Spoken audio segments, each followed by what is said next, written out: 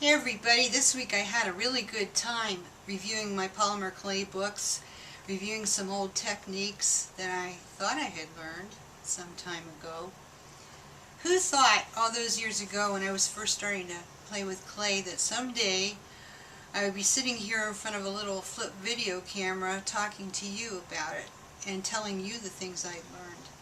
One of the things that I learned today is that I need to go back to the drawing board and review some of the things that I have learned or thought I'd learned and get them a little bit more polished than they were. So what I'm doing is I'm starting to stock our website with polymer clay and polymer clay tools. We now have the bead baking tray, we have the acrylic roller, the basic stuff, the basic colors, the bulk white, and so forth. I'm reviewing techniques using distress inks and embossing stamps and things like that because I like to make pendants and charms. I made some toggles this morning that when we come over to the bench I'll show you real quick what I made, but I'm not going to be able to show you how I made them because I need to perfect the technique a little more. But what I can do today is go back to something that I did quite a few of, maybe 7-8 years ago. And that is to make a spiral bracelet. Now, probably you guys remember when memory wire bracelets were real hot and everybody was making them with glass beads, and then they kind of, fell off. I think it's time to bring them back, but we need to bring them back a whole new way. And it's kind of a new old way for me because I did this before. And I don't know if you can see this concoction that I have on my wrist, but this is all our beautiful bead caps, polymer clay beads, a few India glass beads, filigree beads, and some chocolate ox findings dangling on the ends. This is Remembrance brand stainless steel wire. I will tell you, if you're using memory wire, only use stainless steel. Beadalon brand, Remembrance brand, all very good because these beads are very chunky and the wire can tend to lose shape a little bit, but I'll tell you how to deal with that. But you got to use the best wire you can get. And guess what? We have it. We've always had it. We've had Remembrance wire for I don't know how long because I never got sick of making spiral bracelets. And now we're going to bring you into a whole new way of using chunky, earthy, gypsy tones and dark brass and make yourself something fabulous like this to wear. It's so showy. So come on over and I'm going to try to get in my bead bowl and get one made in the next 13-14 minutes. Okay? Come on. Okay, so I did promise you that I would show you a toggle that I had been working on. I was working on this with white Sculpey bulk, and I've still got junk on me, and I tried a bunch of colors and things, but basically here's the toggle I came up with, which was I cut it out with a Makin's clay circle cutter and then another one to the center, which we will have those real soon. And then I made the toggle bar with the 2 holes going through. As you can see, I need to sand this out and stuff. This will go through like this. I will probably wrap thread around with seed beads here, and crimp it like they do, and then the other end would be like a lariat, all one great big, thing. And then put this on the end and wire it in too. And then I'll have a toggle. But how am I going to color it? Well, with Gilder's paste. Why not? I can go color over this. I could paint this with acrylic if I wanted. I've sanded it a little bit, but needs sanded some more. Sometimes you have to sand your polymer clay. And I think, if I'm right, you start out underwater with a higher grit and go down to a lower one. But I'll have to review that. I just kind of sort of grabbed a piece, crumpled it up, and sanded it. So I've got a little more to go on this, but this will be really cool when it's done. And I will share it with you. We'll probably do a video on how to make them. I have some other ideas about how you can make toggles too, not involving polymer clay, but some of our findings how you can do some makeshift toggles that will be really cool and work out well for you. So we will talk about that in another video. So let me put this aside, and now we're going to talk about making one of these. Just so maybe you can see it a little bit more closely now. Isn't that cool? I like to loop the ends and hang stuff off the ends of mine. Sometimes, though, you can see it gets a little unwieldy and stretched out. I'm just going to tell you this up front. Using the big beads, that will happen. With Remembrance, just kind of just coil it again a little bit tightly. Just bend it. and you'll get the shape back in. Especially one of the things that can knock it out of shape a little bit are the oblong beads. But I love the look of them on there, so I'm not going to eliminate using them. I just have to deal with, you know, it kind of bending out of shape a little bit. But I can put it back in, and it'll fit me just fine and go on nicely. Now you kind of play with it, you know, you wrap it the way you want, so it hangs the way you like it. But I kind of like it kind of like that, with the dangles hanging down the middle. Okay, so let's get to it. How many coils did I use? Well, here's 1, 2, 3, 4, 5 coils on this. Let me set that there. You can kind of look at that in the background while we work. So I need 5 coils, and here's your wire, the way it comes. Here's an end, so here's 1, 2, 3, 4, 5. I think I'll nip it right here. You'll see that it's about the same place where I cut it to begin with, okay? So I'm just using a good pair of flush cutters. They actually make memory wire cutters. If you really get into it and start doing it a lot, they're not a bad thing to have. I never bought them. I made plenty of memory wire bracelets. I never bought them because the flush cutters work just fine. But, you know, you might say, well, I'd like to have that. So, you know, go for it. At this time, I don't think we have them on the site. We have had them. Then you want a round nose plier, and I like to turn this back and coil it, because that's where I'm going to hang my little dangles at the end. So, and I like to give it a number of turns. And it is stiff. You know, it's hard to get a perfectly round coil, but it's really not going to matter till you get this stacked up with beads. Okay, now here's the trick. You got to start with a small bead. And at first it's a little unwieldy getting them on, because you can't really see where it's going. So, you know, I'm hoping I get this done in the amount of time we have. And here's another problem. Sometimes you have to flatten this out a little bit because your filigree beads don't want to cooperate and go through the hole. So I hope I'm not going to lose a lot of time on this, because it's already starting to do that. Actually, I made that one back there in a half an hour. It cooperated well. And I hadn't made one in a while either, so that was kind of novel and neat that it went so nicely together. But you can see, you just string them on, you know, in patterns, or however it pleases your eye, or however the texture, you know, suits you. We have, I think I've told you a number of times, we have over 70 types of bead caps at BC Boutiques. It's kind of a specialty with us. And so, if you need bead caps, cool stuff, we have them chocolate ox, rusty black ox, we have them brass ox, you know, we have them in silverware, we have all kinds of colors. So come on over and have a look at them. But you can see I'm just stringing things on. Now, I try to get my first coil done kind of quick, because you don't really see where you're going with this until you get your first coil. I don't anyway. You know, I don't plan this stuff. I don't have like a recipe for doing this. You know, it's just catch as catch can, however it flows, however it works out. Now I'm getting some polymer clay. I give a little color in there. You know, it's just, you know, you play with it and you get them on here so that they please your eye, because, you know, you're going to wear it, right?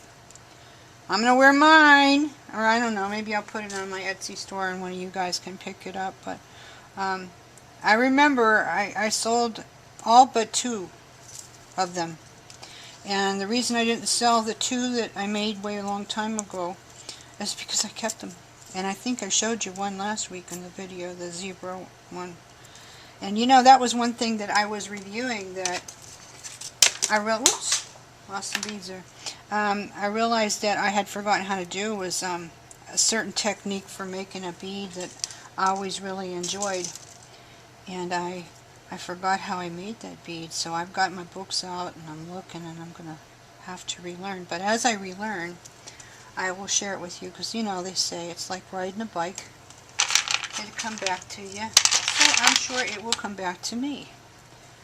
And you know, I always share. When I learn something really cool, I always share. So now I've got, let's see, let's get these down. This kind of like those toy things, you know, where the spiral thing goes down. they used to have, old-fashioned toys, you know. You kind of get it down there and see where you're going with it. Okay, now I can see where my big beads are going. Don't worry about if these stick out or something, if you use cone caps, you know. You can place them. The only time that it really matters is when you're finishing the last coil and getting it tight. And then you have to make sure they're not crooked, but for now you don't worry. So you can see where it's going. So now I think I'm ready to start, you know, adding some chunkier beads. So now I'm gonna, and you know, these bracelets are so random. You really can use what you want. It's just no big deal. See, I've got some brass ox cone caps back here that are a little bit bigger, so maybe I'll look for a little bit bigger bead and try it. And this one's got one on already. Okay, but you know, you can see that the bead bowl that I chose to bring out to my work area has beads that are, you know, in kind of common colors that go together. So, see that bead is not big enough for that. So I need to pick a bigger bead to go in that bead cap. Yeah, I really do hope we get this done so that you can see, you know, if we finish it. But if not, you're still going to have a real good feel for it. Yeah, this one, see, that's going to work. Okay, where I put the other one, put that on there. Maybe I'll put a little spacer now. I'll put a few little spacers. You know, I like using a lot of bead caps. I always say that a good bead needs a good frame. Now this is a really good bead. This is not polymer clay, of course. This is vintage that I found in a warehouse a long time ago, and it's really cool. So I'm going to put this one on there. Yeah, we'll just see how good the old lady is here, huh, Rob? We'll find out how fast she can move. How fast can she go? How fast can she bead? We shall see. The only thing in my favor is I've done this a lot in the past. Okay, maybe we're getting ready for some spiral beads on here. Let's see how chunky is this getting. So you'll want to watch where this is hitting. You don't want to have like all one side all chunky, you know. If you're getting chunky, you want to keep it chunky for a while. Okay? So watch how your beads are falling, how they're hitting on there. Or you get, you know, you'll get it lumpy. Well, let's go and get look wild and crazy. Let's put an O bead on there. These are so neat. See how it'll roll over that? Yeah. Okay, now let's get one of these on and get a really big bead.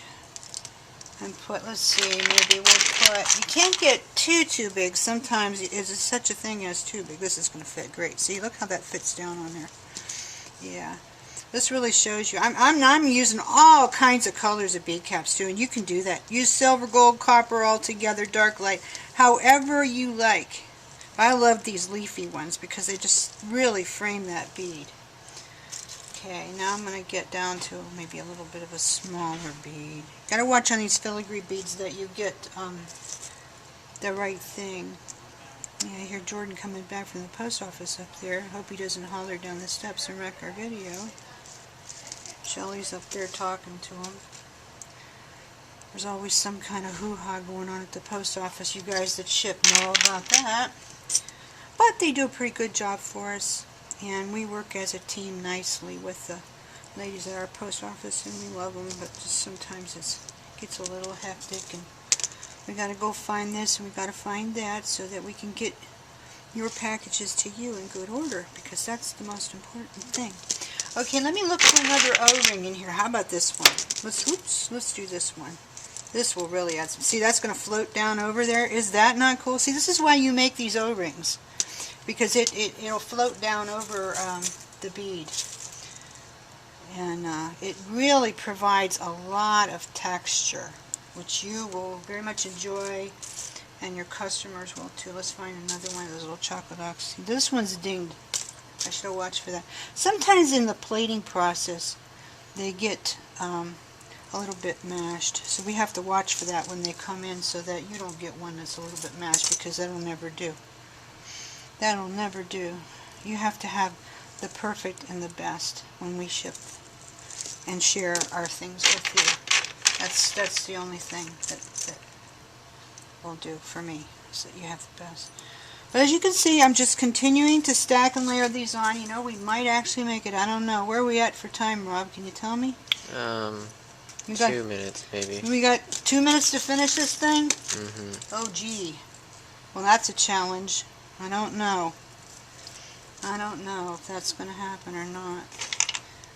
If it doesn't, I'll have to put this on my blog later and show you the finish. Or maybe I'll just, maybe I'll cut this one off and make it short, because even if it's not perfect, I can redo it later. I might do that. We'll see. Let's see. I might have a little... Watch Strick, she's at the finish line. She's at the finish line, Rob. Let's see. Will she make it? You guys want to bet? I said, am I going to make it? Am I going to make it in time? We're getting there. We're almost there. I want to show you how I finish the ends off. That's why I'm hurrying. I want to show you that. That's important. But you know what I might do is I might just see how this lays. I'll put a couple more beads on here.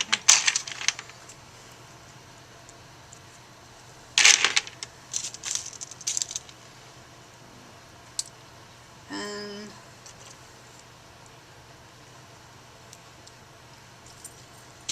then we'll end it so that I can roll the end, because that's important to show you how to roll the end.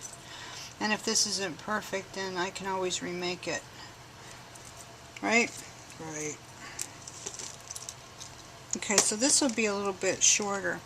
But anyway, you're going to come out to about here. Now watch when you cut this, that it doesn't flip up and hit you in the face. So hold on to, there you go. Alright, now real quick, I'm going to twirl it, and I'm going to show you how I hang things from it. And we'll be about done before they kick us off of YouTube, right? I've got a little piece of wire sticking up there too. I want you to know that I'm aware of that. I will take care of that later, since we lack time. But here I had these.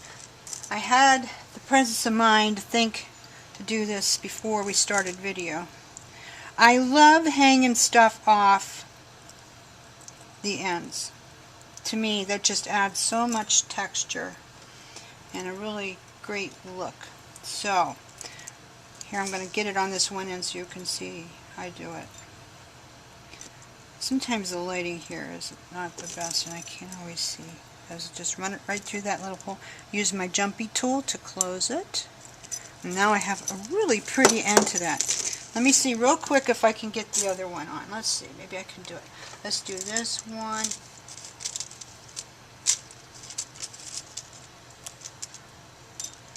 And this one. And this one. On top of the pretty chocolate ox leaf, which those will be on the site soon. They just arrived. We had like, I don't know, 54 pounds of brass show up this week, so there's all kinds of new stuff on the site. If you haven't been to bcboutiques.com for a while, you need to come, because there's a lot of new stuff and a lot of stuff restocked. But anyway, let's see what this looks like.